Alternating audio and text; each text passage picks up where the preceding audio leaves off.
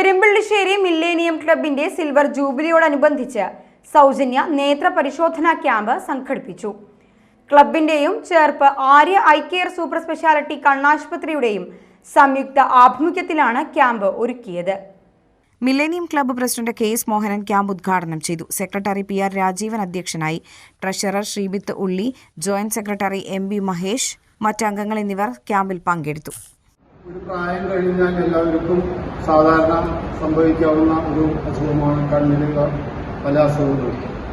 അതിൻ്റെ ജനങ്ങളിലേക്ക് എത്തിക്കുന്നതിന് വേണ്ടി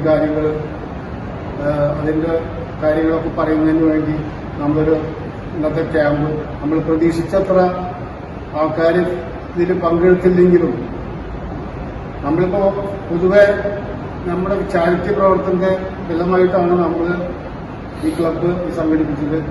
ഏതായാലും കുറേ ആൾക്കാരൊക്കെ പങ്കെടുത്തു.